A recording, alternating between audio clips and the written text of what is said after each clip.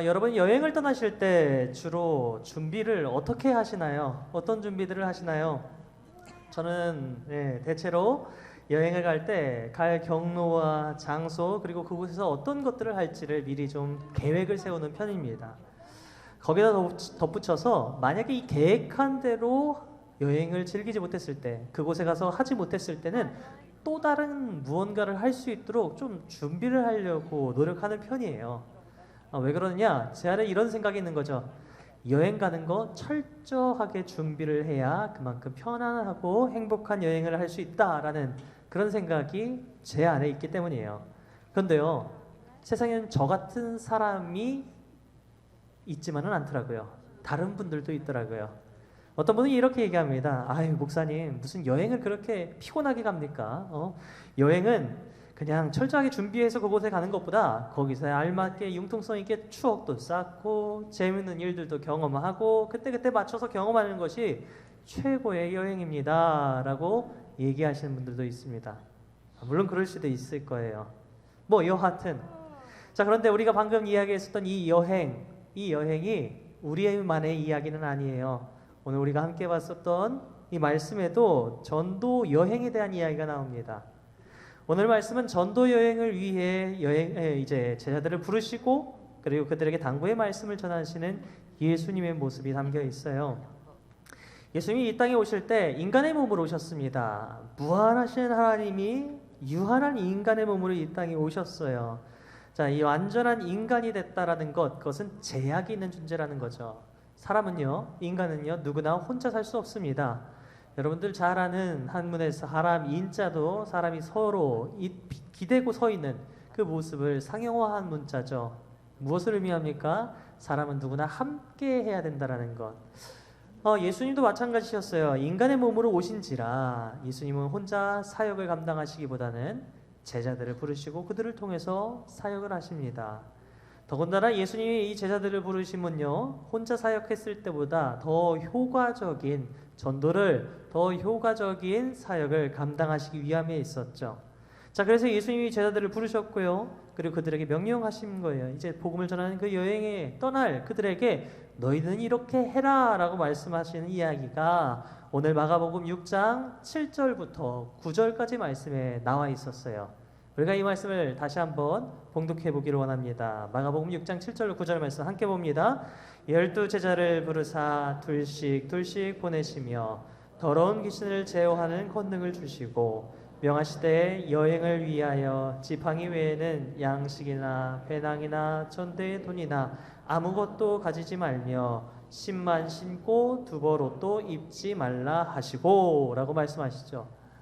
우리가 방금 함께 본 이 말씀에서 예수님은 전도여행을 갈 때 지팡이 외에 양식, 배낭, 전대의 돈이나 아무것도 가지지 말라라고 제자들에게 당부하십니다.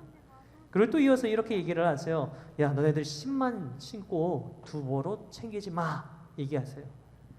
예수님이 왜 제자들에게 그렇게 말씀하셨던 것일까요?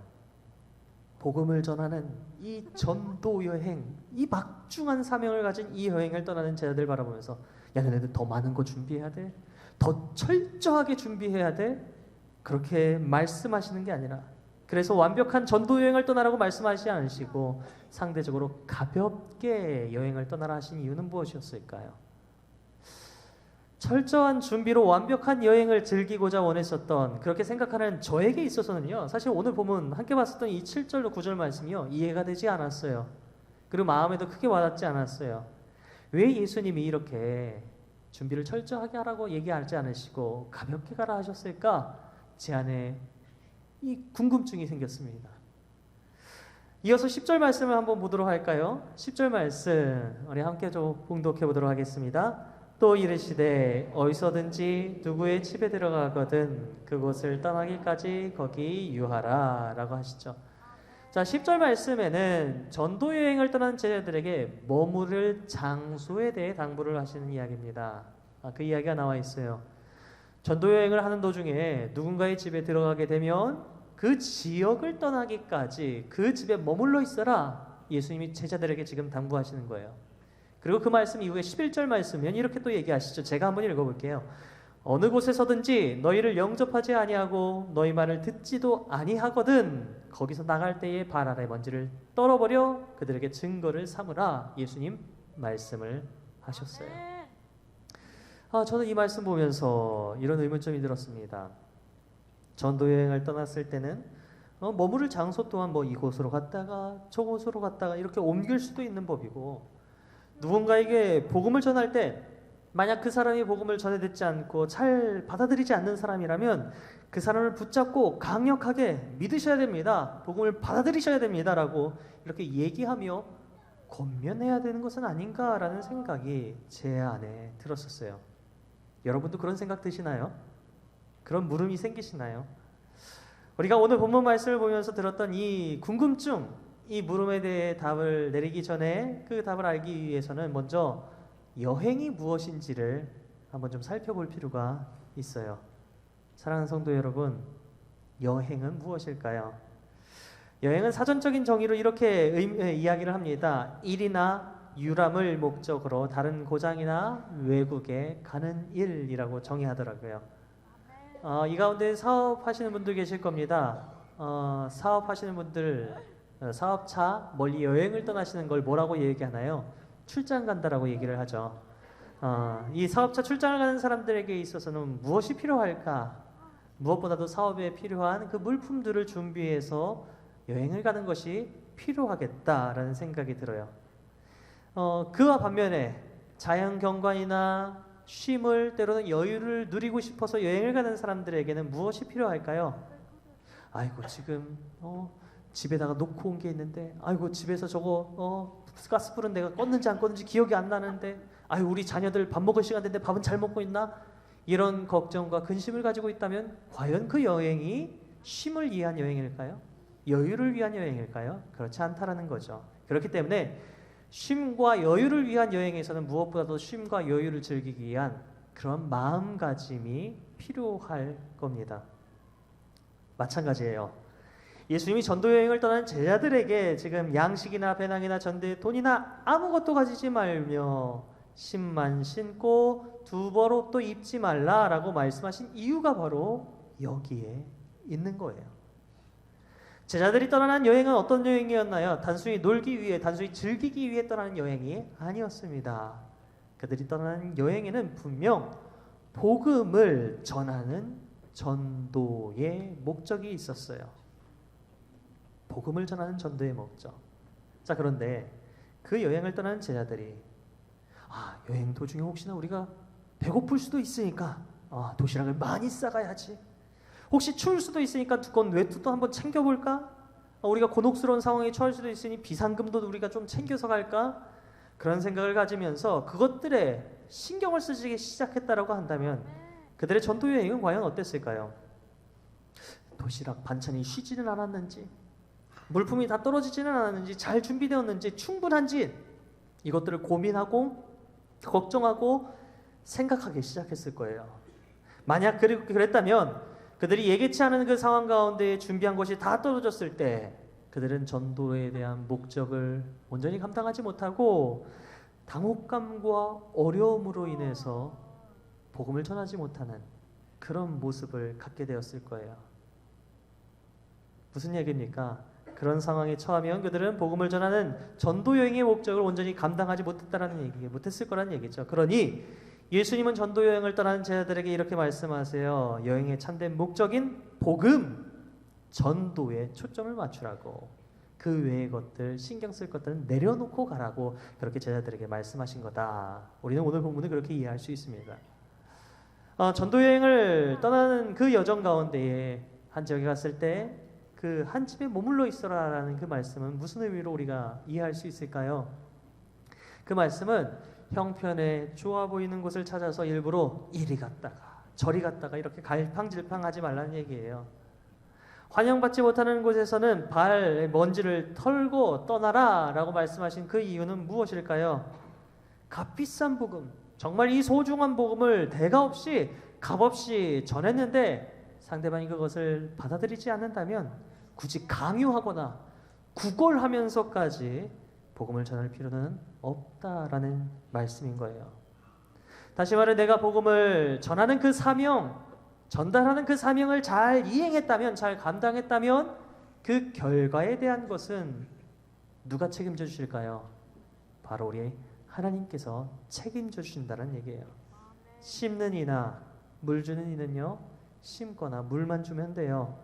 그것이 자라나게 하시고 열매 맺게 하실 분은 누구시기 때문에? 바로 우리 하나님이시기 때문인 줄 믿습니다. 복음을 전하며 전도하는 여행, 이것은 마치 태양이 햇빛을 이 땅에 비춰주는 것 같다라는 생각이 제 안에 들었습니다. 햇빛이 없다면 생명을 지닌 우리들은 이 생명을 온전히 영위할 수 없어요. 그만큼 햇빛은 우리 삶에 있어서 무엇보다도 꼭 필요한 것입니다. 정말 소중한 것이죠. 하지만 제가 여기서 한번 좀 질문을 드리고 싶어요. 여러분들 햇빛 받으면서 돈 내고 계신 분들 계신가요? 대가 지불하고 계신 분들 계십니까? 한 분도 없을 거예요. 저 또한 그렇습니다. 값어치를 지불하지 않아요. 자, 값비싼 값어치를 하는 그 햇빛이라도 그 햇빛을 돈 주고 사는 그런 일들은 우리 가운데 없다라는 얘기입니다. 마찬가지예요. 예수님께서 우리에게 구원의 길로 초대하시고 구원을 허락하신 것도, 이 복음을 받아들이게 하신 것도 어떤 대가를 바라서 원하신 것이 아닙니다. 우리는 그저 은혜로 이걸 받았다는 거죠. 햇빛이 이 땅에 내릴 때 햇빛은요 또 사람을 가리지 않습니다. 우리 담임 목사님처럼 키가 크건 저처럼 조금 키가 적든 나이가 많건 적건 부유하건 가난하건 상관하지 않아요. 모두에게 공평히 하늘에서부터 내려와요. 그리고 그 햇빛은요 우리가 꼭 받아야 되는 것이다. 태양이 우리에게 그렇게 강요하지도 않습니다. 복음도 마찬가지라는 거예요. 주님이 우리를 구원하셨다는 복된 소식, 그 사랑을 전하는 복음 전파는 태양이 우리에게 온전한 생명을 가지며 살아가게 해주는 것처럼 우리 영혼의 생명을 위해서는 그 복음이 꼭 필요한 겁니다. 정말 값비싼 일이라는 거예요. 하지만 그 사실을 전하면서 우리는 상대방에게 애걸하거나 제발 받아주십시오 구걸하고 강요할 필요 없어요. 우리는 오직 복음의 씨를 뿌리는, 전하는 그 목적에 집중하면 된다는 거예요. 아까도 말씀드렸죠? 그것이 심겨지고 자라나게 하실 분은 누구시라고요? 바로 우리 하나님이시기 때문이죠. 우리가 이 전도했을 때 이 전도를 굉장히 어렵게 생각하는 경우가 참 많습니다. 왜 그럴까요? 전도에도 여러 가지 이 단계들이 있겠지만 일반적인 이 전도를 생각할 때 우리는 그 사람을 이 자리에 앉혀놓고 이 사람이 복음을 받아들일 수 있도록, 예수님을 영접할 수 있도록, 믿음이 그 안에 심겨질 수 있도록 내가 뭔가를 해야 될 것처럼 여겨지기 때문이에요.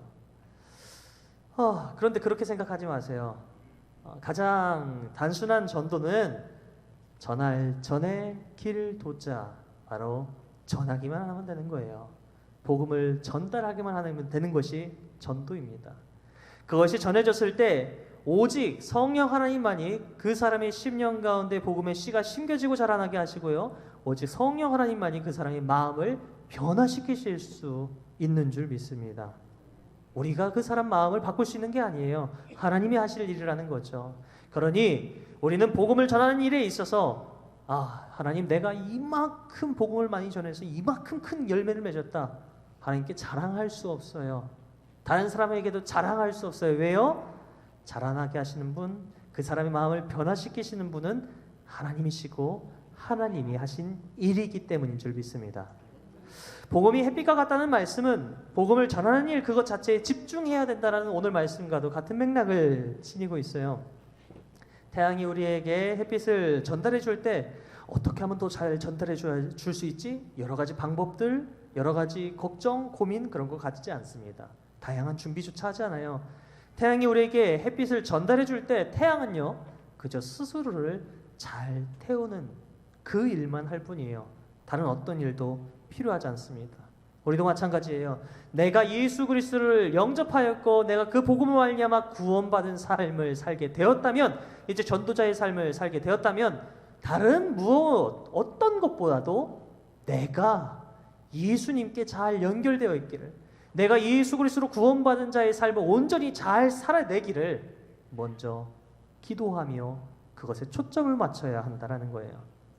자, 그런데 우리는 우리의 본향인 하늘나라를 바라보면서 복음의 증인으로 살아감에도 불구하고, 그렇게 살아야 함에도 불구하고, 우리는요 사실 이 땅 가운데 불필요한 것들에 굉장히 마음을 쏟으며 살아갑니다. 불필요한 것들에 마음 쓰며 걱정과 근심으로 살아갈 때가 참 많아요. 하루하루 날 구원하신 그 은혜에 감사와 기쁨을 가지기보다는 걱정과 두려움, 근심으로 살 때가 많다라는 것. 다른 사람들처럼 더 좋은 곳을 가고 싶고, 더 좋은 집에 살고 싶고, 더 많은 것을 갖고 싶어하는 우리들의 마음, 그 마음은 잊지도 않은 것을 갖고 싶어하는 그런 마음의 불만족을 우리에게 전달해주고 있어요. 그 불만족은 우리에게 마음의 무거운 짐이 됩니다. 그래서 나를 힘들게 해요. 다른 집은 더 좋은 거 먹는다는데, 다른 집은 더 좋은 차 탄다는데, 그런 비교의식이 대체로 우리에게 불만족으로 다가올 때 우리를 힘겹게 하는데, 자, 그것이 과연 주님께서 바라시는 복음전도자의 삶일까요? 그렇지 않다라는 거예요. 우리가 그런 물질에 집중하고 그 물질에 휘둘리게 됐을 때 우리는 이 땅에서 예수 그리스도의 증인으로 살아가는 복음전도자의 그 사명을 온전히 감당하지 못하게 된다는 거죠. 그래서 예수님께서 그렇게 얘기하셨던 거예요. 여행을 위하여 지팡이 외에 양식이나 배낭이나 전대의 돈이나 아무것도 가지지 말며 신만 신고 두 벌 옷도 입지 말라고 제자들에게도 그렇게 말씀하셨고요. 오늘 이 자리에 있는 우리에게도 그렇게 말씀하시는 줄 믿습니다. 하늘아버지께서 우리를 위해 예비하신 우리의 본향지 저 천성을 향해 가는 그 여정길 속에서 가져갈 수도 없을 뿐더러 잊지도 않은 그 허황된 물질의 욕심에 얽매여 여행의 목적을 잊어버리는 그런 안타까운 불상사에서 벗어나라고 예수님이 힘줘 제자들에게 말씀하셨고요. 또 우리에게도 지금 말씀하고 계시는 거예요. 우리 모두가 살아가는 삶의 목적, 다시 말해 기독교인이라면 누구나 가져야 할 인생 여정의 목적이 있다면 그것은 과연 무엇일까요? 그것은 바로 복음을 전하는 일입니다. 우리는 주님의 증인으로 부름받았어요. 예루살렘과 온 유대와 사마리아 땅 끝까지 이르러 내 증인이 되라 말씀하셨던 주님의 말씀, 사도행전 1장 8절 말씀과 같이 우리는 그 사명을 붙잡고 살아가는 주님의 백성이라는 거예요. 그 백성된 제자들에게 예수님이 힘줘 말씀하신 오늘 본문 말씀은 그들에게 어떤 은혜로 와닿았을까요? 예수님이 시키신 일을 하면서 저는 이런 생각이 들었어요. 어쩌면 제자들이 예수님 시키신 일을 하면서 이 마음속에 욕심이 생겼겠다. 그들 안에 교만이 생길 수도 있었겠다라는 생각이 들었어요. 7절 말씀 그리고 13절 말씀처럼 이 제자들이 전도 여행을 떠나는 와중 가운데 어떤 일들이 일어났냐? 귀신을 쫓아내요. 그리고 병든 자들에게 기름을 발라 주었더니 그들을 위해 기도해 줬더니 그 사람들이 어떻게 돼요? 치유가 돼요. 그 놀라운 이적 사건을 통해서 제자들은 어쩌면 스스로 이 어깨가 으쓱해졌을 수도 있고요. 그 마음 안에 교만한 마음이 생겼을 수도 있을 겁니다. 마치 그 놀라운 이적이 바로 나의 능력이 된 것처럼 느꼈을 수도 있을 거예요. 그뿐만이 아닙니다. 그런 기적과 이사가 일어나고 있는 그런 상황 가운데 치유함을 받고 온전함을 얻게 된 사람들이 어떻게 했을까요? 제자들에게 아이고 감사합니다. 뭔가 물질의 선물을 줬을 수도 있어요. 영적인 능력이 발현되고 물질 또한 생기는 그 상황 가운데에 여러분 생각해 보세요. 욕심 없이 대가 없이 값없이 복음 전달하는 거 과연 이게 쉬웠겠습니까? 분명 쉽지 않았을 거예요. 이런 상황 자체가 어쩌면 제자들에게 신앙적인 어려움으로 시험으로 다가왔을 수도 있겠죠. 그래서 예수님은 제자들에게 하나의 기준을 만들어 주십니다. 그게 바로 오늘 본문 말씀이에요. 이 말씀을 통해 제자들은 물질이 주는 욕심이라는 이 무게에서 벗어날 수 있는 기회를 얻게 됩니다. 더불어 예수님이 제자들을 보내실 때 야 너 혼자 가서 복음 전해 이렇게 얘기 안 하세요. 둘씩 가서 복음 전하라고 말씀하셨죠. 자, 그것은 무엇입니까? 그들이 서로를 격려하면서 서로의 상황에 불만족해 불필요한 것들을 더 갖고 싶어 했던 높아지고 싶었던 그런 욕심들을 내려놓을 수 있도록 서로를 돌보게 하신 거예요. 우리도 그렇죠. 여러분들 속회로 클래스로 모이는 이유가 무엇입니까? 내가 구원받은 은혜에 그 은혜에 감사하면서 서로를 돌아보고 그 은혜를 함께 나누기 위함의 목적이 있는 거잖아요.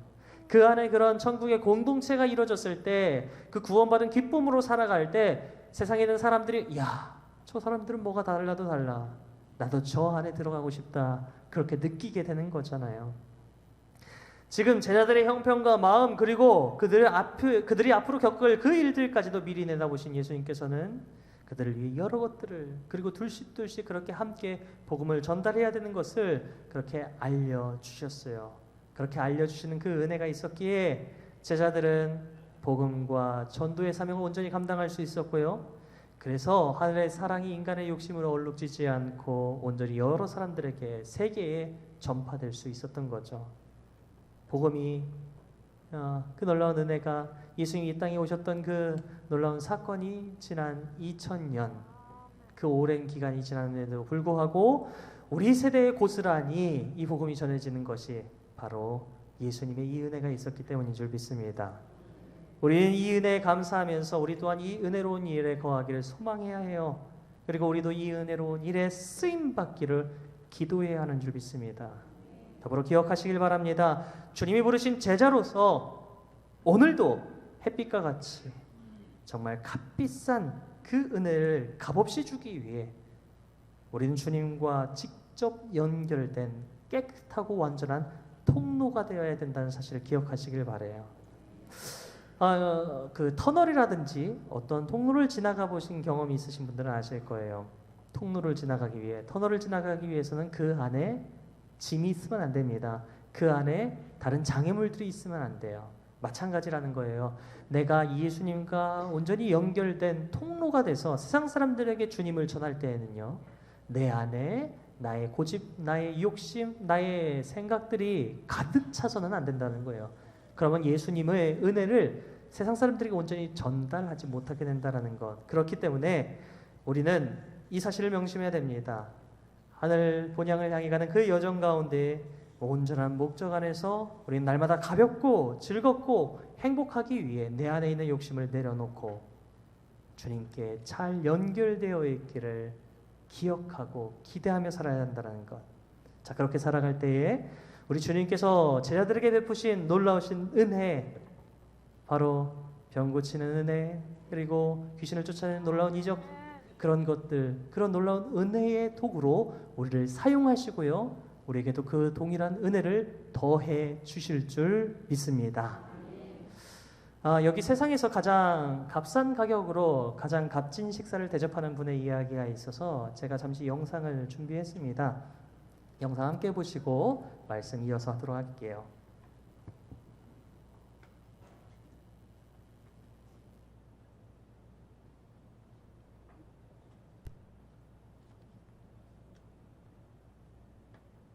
잡곡을 섞은 구수하고 뜨끈 이런 식당이 있었습니다. 단돈 1,000원을 냈을 뿐인데 잡곡을 섞은 구수하고 따끈따끈한 밥과 집된장의 명태 육수로 만든 시래기 된장국, 김치와 나물 반찬까지 한 상 가득 만찬이 차려집니다. 여기는 그저백이지. 1,000원이면 1,000원짜리 어디가 있단가 대한민국에서 여기밖에 없어. 배고프면 그 된장국에다가 풋고추에다 이렇게 말아서 먹으면 그 맛이 최고잖아요. 근데 그 맛하고 똑같아요. 값도 착한 데다 맛까지 최고인 천원 식당의 주인은 당시 69살의 김선자 할머니. 언제 가난했어요. 우리 고등학교 졸업할 때도 마찬가지야. 되게 가난했어요. 그래가지고 너무 생활이 어렵다 보니까 일찍부터 고생을 시작합니다. 아들이 용돈을 한 달에 30만 원이고 50만 원이고 주면 열이 다 집어넣는 것 같은데 50만 원씩. 하나도 50만 그렇게 원. 봉사를 하나? 젊은 시절 어려운 한때를 보냈다는 할머니는 편안한 노년을 포기한 채 온 힘을 다해 천원 식당을 운영하고 있었습니다. 언제까지 하실 거예요? 제 건강에 허락하는 한이라고 생각했는데 75까지 나고 있습니다. 광주광역시 대인시장 안에 있다는 할머니의 천원 식당. 그런데 이게 웬일일까요? 손님들로 북적여야 할 식당 안에 짐만 가득 쌓여 있습니다. 장사를 안 한 지 꽤 오래돼 보이는데요. 여기 천원백반집 있잖아요. 문 닫혔던데. 아줌마가 몸이 불편해서 아주 씩씩했는데 얼마나 갑자기 물이 불더라니까 이게 생각도 못했지. 비워놓으신 지 얼마나 되신 거지? 여기? 딱 1년이지. 딱 1년 됐어요. 벌써 1년째 장기 휴업 중이랍니다. 주인 할머니의 건강이 많이 좋지 않다는데요. 수소문 끝에 김선자 할머니를 만난 곳은 병원이었습니다. 어디가 얼마나 아프신 걸까요? 안 아프다게. 나 이거 지금 나 처음으로 이렇게 안 아픈 이제 그 폐가 그랬다 해서 이제 걸어다니니까 숨이 내가 정말 그 폐가 많이 고생했는 것도 그거 느끼지. 어디가 아프다든가 뭐 이제 괜찮다는 할머니. 하지만 담당 의사의 말은 다릅니다. 2012년도 5월 달에 대장암 수술을 하셨고요. 현재 상태로는 폐하고 간에 전이가 된 상태, 재발이 되신 상태십니다. 네, 천원식당을 운영하는 한 아주머니 이야기입니다. 이 아주머니가 천원식당을 운영하게 된 계기는요. 예전에 이 아주머니가 사업을 운영했는데 크게 망했대요. 그러다 보니까 누군가에게 자기 집에 쌀이 없다는 얘기, 나 좀 도와달라는 얘기 이거 하기가 쉽지 않았더라고 하죠. 그래서 많이 굶어봤대요. 그러면서 생각한 거죠. 아, 세상 살면서 밥 한 끼 자존심 때문에 못 먹는 사람도 있겠구나 라는 생각이 들어서 그때부터 이 식당을 운영했다고 합니다. 이 식당에서 밥 먹는 비용이 1,000원이에요. 요즘 1,000원 가지고 뭐 할 수 있나요? 그러세요. 커피 한 잔 먹기도 좀 어려운. 그런데 이 1,000원으로 우리가 밥을 먹을 수 있는 것은 특별히 이 1,000원 내는 이 1,000원이 음식값이라기보다는 자신이 낸 돈, 그 돈으로 밥을 먹는 것이니 떳떳하게 먹으라라는 의미로 받는 돈이라고 하더라고요. 이 아주머니가 2012년 대장암 수술을 했는데 그것이 전이 돼서 이후에는 폐와 간으로 암세포가 퍼졌고요. 이전보다 10cm 정도 이상 더 커졌음에도 불구하고 자신보다 더 어려운 사람들, 다른 사람들의 건강을 걱정하고 그리고 천원식당을 찾아왔었던 이웃의 많은 어려운 사람들, 그들에게 밥을 해주지 못했던 그게 너무나도 아쉽다. 그 이야기가 아주머니의 그 이야기가 이 방송을 통해서 전해졌었어요. 자, 그런데 이 아주머니가 지난 2015년도 그때 하나님의 부르심을 받으셨습니다. 개인적으로는 정말 안타까웠는데요. 우리 영상 마저 보도록 할게요. 광주 대인시장에서 가난하고 힘든 이들에게 단돈 1,000원만 받고 밥을 팔았던 김선자 할머니가 오늘 별세했습니다. 송정근 기자입니다. 특별한 건 아니지만 좋은 일에 나누고 싶습니다. 도움이 되고자 이렇게 불쑥 물건을 보내게 됐습니다. 모두 천원식당 주인인 김선자 할머니에게 시민들이 보내온 편지입니다. 김선자 할머니는 2010년부터 적자를 감수하며 무료나 다름없는 단돈 1,000원에 밥을 팔아왔습니다. 적자지 하나님께서 다 채워주시고 애들이 용돈 준 거 있으니까 어차피 나도 뭐 그런 거 갖고 살고 그러잖아요. 그러면 보태고 또 좀 모지랑 누구 손길을 통해서든 쌀도 보내주시고 소금도 보내주시고. 2012년 대장암으로 쓰러졌을 때도 할머니는 천원식당을 찾아올 어려운 이들이 그냥 발길을 돌리면 어쩌냐며 걱정했습니다. 젊었을 때 사업에 실패하고 배고파봐서 어려운 사람들 사정을 알기 때문에 천원식당을 시작했다는 김선자 할머니. 할머니의 뜻에 감동한 시민과 상인들은 너도 나도 손을 걷어붙여 식당 운영을 돕기도 했습니다.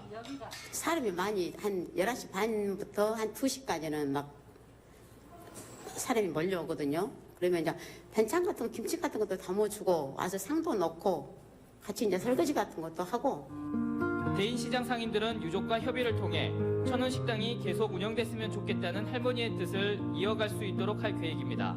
남은 험담하고 뭐 먹으러 가고 막 그런 걸 볼 때 그렇지 않고 사랑으로 감싸고 이웃간에 서로 나눠 먹고 그런. MBC 뉴스 송정근입니다. 네, 저는 이 방송 보면서 이 아주머니야말로 이분이야말로 불만족하며 살아가는 우리 시대 가운데에 예수님의 은혜와 사랑을 온전히 전달하는 그런 삶이지 않았을까라는 생각이 들었어요. 어쩌면 하늘 본향을 향해 여행을 떠나는 우리 삶 가운데에서 참 복음의 삶을 들어주는 그런 모습은 아닐까. 특별히 그 생각을 하게 된 이유가 있습니다.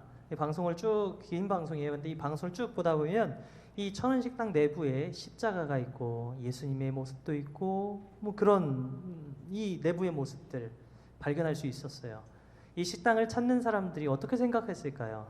아, 예수를 믿는 사람은 이런 사람이구나. 자연스럽게 그들에게 그 복음이 전해지지 않았을까요? 그리고 혹시나 이분은 교회 다니신 분이라고 제가 알고 있습니다. 마지막 장례의 모습 때도 혹시 보신 분도 계시겠지만 교회에 조기가 이렇게 또 있었었고요. 또 그런 기독교 신문에서도 한번 이렇게 이야기를 다룬 적도 있었는데 설령 이분에게 신앙이 없다 하더라도 물질의 욕심에서 벗어나 복음의 증인으로 늘 만족과 기쁨으로 살아야 될 우리 신앙인들에게 있어서는 매우 귀감이 되는 모습, 매우 감동이 되는 모습이 아닐까요? 사랑하는 성도 여러분, 우리는 억지로 가난해지려 노력할 필요 없습니다. 그렇다고 수단과 방법을 가리지 않고 부유해지려 노력할 필요도 없어요. 하늘 본향을 향해 떠나는 그 여정길 속에서 우리는 주님의 증인된 삶을 감당하는 것을 무엇보다도 최우선순위로 삼아야 하는 줄 믿습니다. 물질과 편히 쉴 수 있는 그런 장소일 것일랑 우리 마음속에 그 우선순위에서 내려놓아야 한다는 거예요. 우리가 단지 노력해야 할 것은 주님이 우리에게 베푸신 그 사랑을 전하는 일, 그 복음을 전하는 일, 그래서 세상 사람들을 감동하게 하고 저들로 하여금 하나님 품으로 돌아올 수 있게 하는 그런 통로의 역할을 감당해야 하는 것인 줄 믿습니다. 천원식당 아주머니 일화가 전해지면서 많은 사람들이 이 아주머니를 대신해서 천원식당의 그 명맥을 유지하려 했다고 해요. 식당을 운영하던 아주머니가 세상을 떠난 지금은 이 따님이 이 식당을 운영하고 있고요. 또 이 식당의 명맥을 유지하기에 많은 주변의 사람들이 관심과 도움을 주고 있다고 해요. 그래서 이 식당이 유지되고 있다고 합니다. 심지어 부평에도 이런 좋은 취지로 운영되고 있는 식당이 있다고 해요. 참 멋진 일이죠. 저는 신앙을 가진 우리의 모습도 이렇게 많은 사람들에게 감동을 주고 귀감이 되는 모습, 그런 삶을 살게 되기를 간절히 소망합니다. 주님 보시기에 참 아름답고 다른 이들의 보기에도 참으로 멋있는 복음 전도자의 삶, 아무런 조건 없이 내리사랑으로 내리쬐는 저 햇빛과도 같은 삶, 예수님은 오늘 제자들에게 하신 말씀을 통해 그 놀라운 삶으로 우리를 초대하십니다. 이제 우리는 그간 가졌던 세상의 허황된 물질의 짐과 그 무게에서 벗어나서 내게 베푸신 주님의 그 사랑으로 인해 만족하고 감사하는, 그래서 다른 사람들에게 사랑의 본이 됐고 내가 받은 그 사랑의 감동을 전달해주는, 그 사랑을 전하는 복음 전도자로 이 한 주 살아가는 우리 모두가 되시기를 주님의 이름으로 기도드립니다. 함께 기도하겠습니다.